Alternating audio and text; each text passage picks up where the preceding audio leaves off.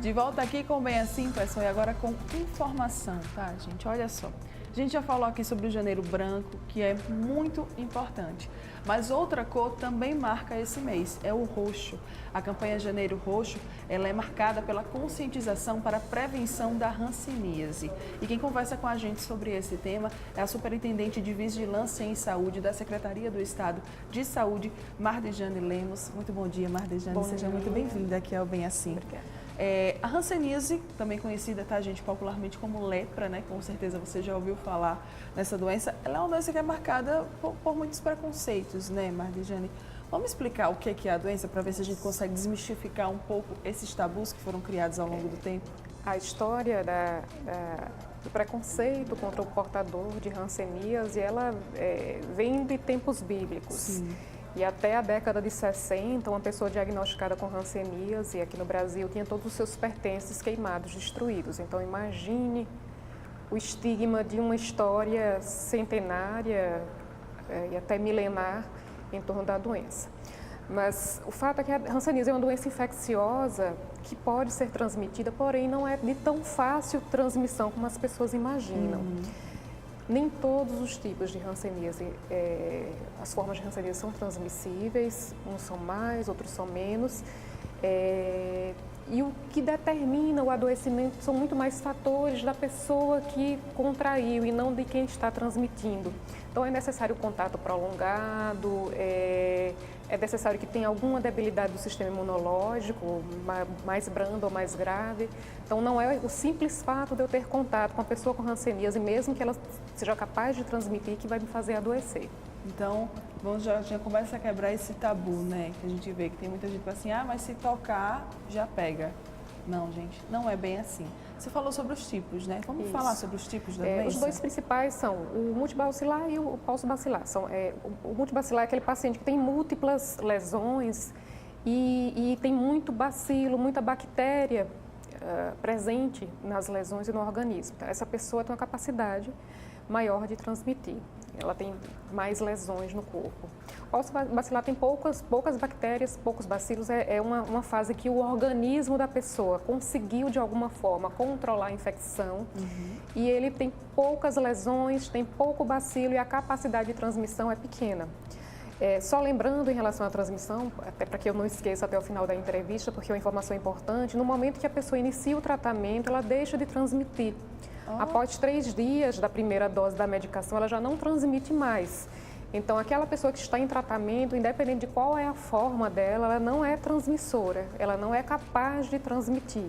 Então, é muito importante, e eu falo isso especialmente para os profissionais de saúde que lidam com esses usuários, que nem todo profissional de saúde tem o conhecimento de fato da doença. Aquele indivíduo que está diagnosticado, que está em tratamento, não representa risco, ao contrário daquele que não foi diagnosticado, que não sabe o que é que tem, que não teve a oportunidade ainda de tratar. Então, os cuidados de precaução no atendimento à população, ela deve ser o mesmo, independente se a gente supõe ou não que ele tenha hanseníase. A gente está aqui falando de transmissão, então vamos explicar para o pessoal como que de fato se transmite a hanseníase?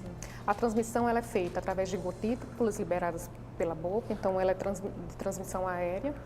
Porém, o bacilo, ele não tem uma capacidade muito grande. Diferente da gripe, que tem uma capacidade de se espalhar no ambiente, de sobreviver, de transmitir e de provocar a doença, no caso da hanseníase, a transmissão não é tão potente, ele não é tão apto para transmissão, mas é no contato. E as pessoas que a gente investiga como rotina para avaliar se foram infectados são aquelas que convivem dentro do mesmo domicílio de uma pessoa que tem a forma capaz de transmitir, ou aquelas populações que vivem em ambientes confinados. Então, sistema prisional, asilos, abrigos de idosos é uma população que nos preocupa, porque se um tiver, eles vivem sempre juntinhos, mas não é uma doença que preocupe a população no geral, a ponto de você imaginar que teve contato com alguém no ônibus, por exemplo, e precisa procurar a unidade de saúde para fazer qualquer medida de prevenção. Não. O importante é ficar atento ao aparecimento de qualquer sintoma e, em aparecendo sintoma, procurar a unidade de saúde para verificar se pode ser ou não hanseníase. Tá. Causas e fatores de risco. A causa é o bacilo, Os fatores de risco principais são os relacionados à capacidade, à competência do sistema imunológico. E esses fatores são os mais variados possível. Por exemplo, a criança, ela tem o sistema imunológico mais imaturo, ela tem uma maior facilidade de infecção, mas ela pode vir a só manifestar a doença na idade adulta. Uma pessoa com uma doença, uma comorbidade qualquer, como HIV, por exemplo, tem uma maior predisposição de adoecer, pessoas mais idosas, pessoas que não têm uma alimentação tão saudável, que têm uma restrição alimentar, quer seja por carência financeira ou restrição autoimposta, ela tem uma predisposição maior. Certo. Outra dúvida, sintomas. Sintomas, o principal sintoma da hanseníase é a lesão na pele. E é importante, nós fizemos uma campanha, ano passado, que a gente está dando continuidade esse ano, que o chamado é Que Mancha é Essa? Então, qualquer mancha no corpo deve ser olhada com cuidado. Lógico que a mancha da hanseníase não é uma mancha qualquer, ela tem uma alteração de sensibilidade, que é diminuição da dor, aumento da dor, porém, visualmente, para um leigo, ela é igualzinho uma mancha, por exemplo, do pano branco, Sim. que as pessoas tendem a confundir, ela pode ser visualmente muito parecida. Então, na presença de uma mancha, a pessoa deve procurar a unidade de saúde mais próxima para que sejam feitos os testes de sensibilidade, verifique se tem alteração da dor, se tem alteração do tato, para aí então partir para a investigação de hanseníase. E aí, se for confirmada, tratamento. Tem tratamento, tem cura? O tratamento é extremamente eficaz, óbvio que como tudo na natureza, os micro-organismos tendem a se adaptar e desenvolver resistência, então a gente tem uma certa preocupação com o surgimento de resistência às medicações, mas o esquema disponível no Brasil é ainda extremamente eficaz. Então, o tratamento ele é gratuito para qualquer pessoa, independente de ser usuário tradicional do SUS ou não. Não é uma medicação de difícil tomada, é tranquilo, não tem grandes efeitos colaterais. E é necessário que a pessoa siga corretamente as instruções, não pare o tratamento antes de concluir o esquema, mesmo que se sinta melhor. Às vezes se sente melhor, né? E já quer dar uma parada, Exatamente. já estou bem, não faz isso. E isso não só pode fazer com que a doença retorne, recidive com mais intensidade, como pode vir uma forma mais resistente ao tratamento, mais difícil de tratar. Então, é importantíssimo que a pessoa faça o tratamento. E havendo qualquer suspeita de resistência, o profissional que vai avaliar pode fazer um teste, uma avaliação de sensibilidade. Alagoas já implantou o protocolo de avaliação de resistência, foi um dos primeiros estados do país que conseguiu já enviar amostras, a gente está fazendo, por enquanto, monitoramento, então nós já conseguimos mandar algumas amostras para o laboratório de referência, então nós estamos atentos ainda, mas a medicação que está disponível nas unidades de saúde são extremamente eficazes, então é necessário que, na suspeita de qualquer manchinha, procure uma unidade de saúde.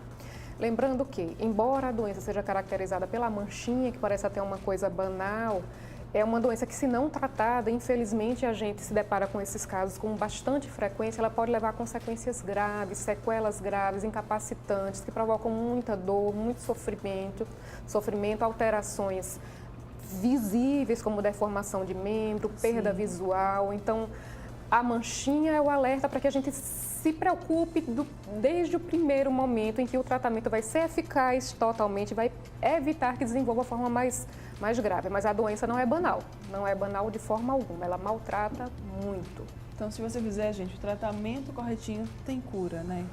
Isso, tem cura e vai ficar sem sequelas. A sequela ela é consequência de um tratamento muito tardio. Então, a pessoa pode ficar com perda de sensibilidade dos pés, com alteração visual, com deformidade de membro, se o tratamento não foi iniciado já na fase da manchinha, a fase inicial.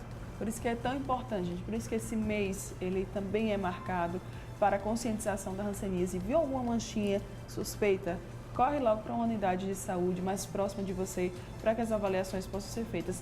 E você também fazer os testes, os exames necessários para que, se for confirmado, você já inicie logo o seu tratamento. E a família, Marjane, eles também vão precisar participar? Como é que... A família ela deve ser avaliada. A gente lembra que não necessariamente aquela primeira pessoa que adoeceu foi a primeira pessoa que se infectou. Aquela pode estar mais vulnerável e por isso ter apresentado sintomas ou estar mais atenta. Sim. Então, Então, pode ter outra pessoa na família doente já e não ter apresentado sintomas. Ou se infectado posteriormente, está numa fase tão inicial que ainda não percebeu. Então, as pessoas que moram no mesmo domicílio de uma pessoa diagnosticada com hanseníase devem procurar a unidade de saúde. E aqui eu faço mais uma vez um alerta aos profissionais de saúde. O diagnóstico da hanseníase é extremamente fácil de ser feito. Basta que você atente ao protocolo que está disponível na página da CESAL, no site do Ministério e que nós disponibilizamos em tantos tratamentos em parcerias com as secretarias municipais de saúde. Para a gente fazer um diagnóstico, basta ter um objeto mais quente, um objeto mais frio e um objeto pontiagudo. Eu já consigo fazer uma avaliação muito boa da lesão. Então, profissionais de saúde não banalizem mancha alguma.